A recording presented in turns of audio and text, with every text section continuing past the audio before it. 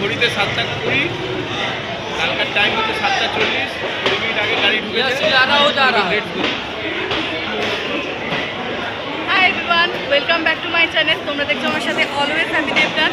এখন আমাদের পেছনে যে ট্রেনটা ঢুকছে সেই ট্রেনটা হচ্ছে 12311 কালকা মেল। আমরা এই ট্রেনটা করে সিমলা যাচ্ছি আর দ্বিতীয় দিন ধরে তোমাদের সাথে দেখা হচ্ছে। চলো বাই। এই হচ্ছে আমাদের কম্পার্টমেন্ট। হাই ফ্রেন্ড, আমাদের ট্রেন এখন কালকার পথে যাচ্ছে। এই হাওড়া থেকে ছাড়লো, ঘড়ির কাঁটায় 7:40।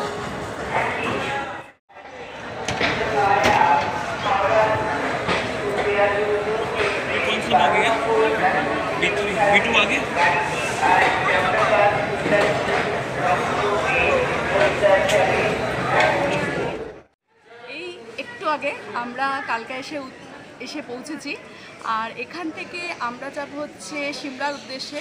সিমলা কালকা থেকে 96 কিলোমিটার দূরত্বে অবস্থিত।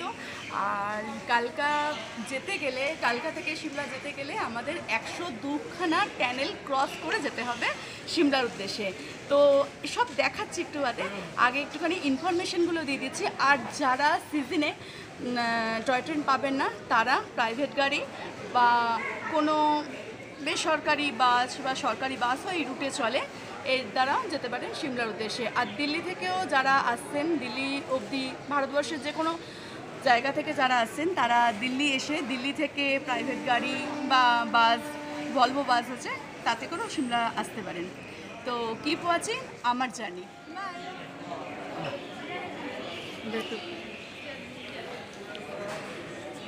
শুভ চলে এসছে সকালবেলা চা নিয়ে। হাই করে দাও। Morning friend. এই হচ্ছে আমার আদি, ঠান্ডায় জড়সড় ঘুম থেকে উঠে। এইটা হচ্ছে কালকা স্টেশন।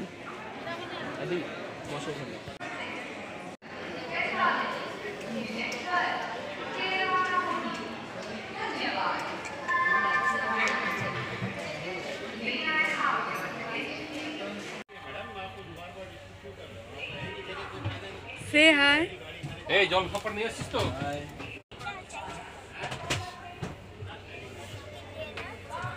চলো।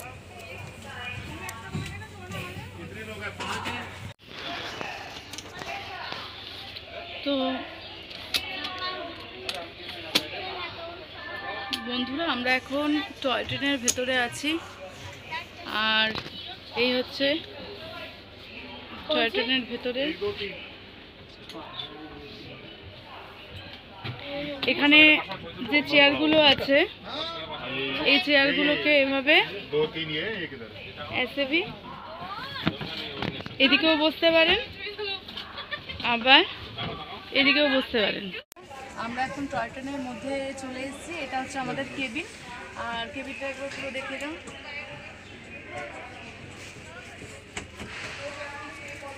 এই কেবিনে ল্যাট্রিন টয়লেট আছে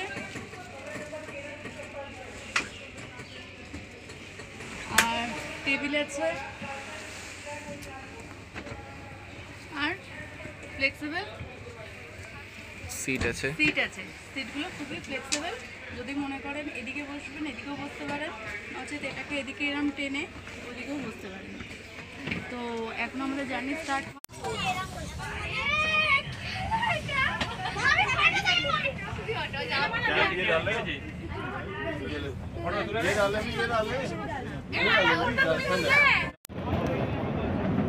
শিবালিকে আমাদের প্রথম খাবার চা।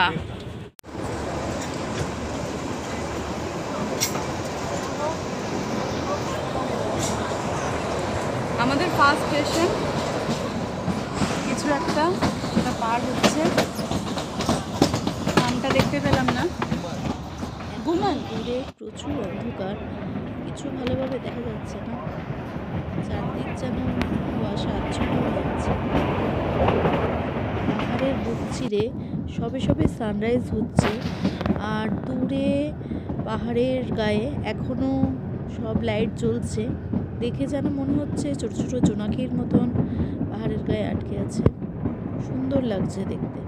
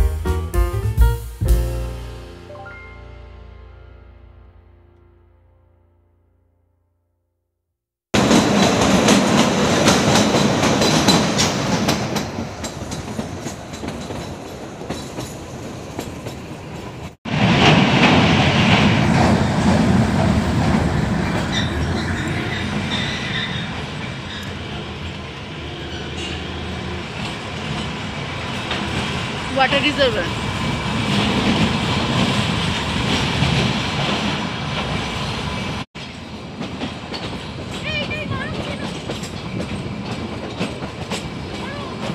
বারোক স্টেশন, আমরা এখন বারোক স্টেশনে চলে এসেছি বন্ধুরা। আর এটাই হচ্ছে সবথেকে লার্জেস্ট টানেল, যেটা আমরা এখন ক্রস করে এলাম। আর এখানে আমাদের ট্রেন এখন দাঁড়াবে কিছুক্ষণের জন্য, প্রায় আধ ঘন্টা ব্রেক দিয়েছে। এটা হচ্ছে আমাদের বারোক স্টেশন। আসুন দেখে নেওয়া যাক বারোক স্টেশনের কিছু দৃশ্য।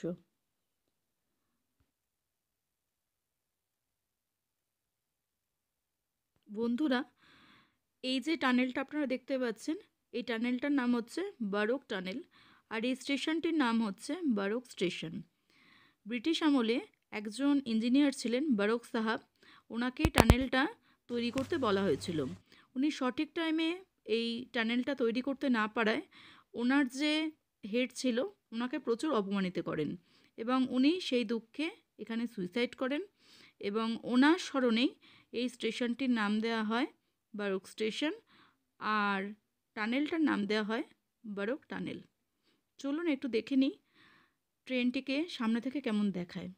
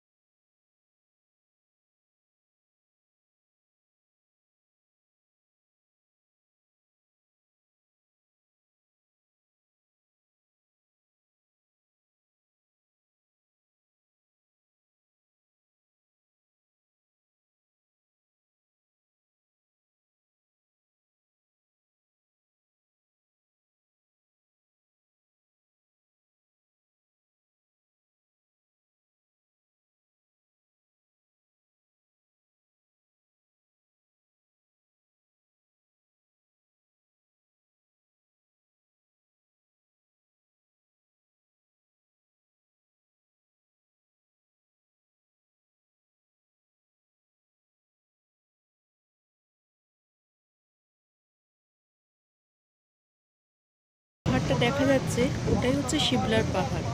আমরা ঘুরে ঘুরে ওই পাহাড়ে গিয়ে পৌঁছাবো।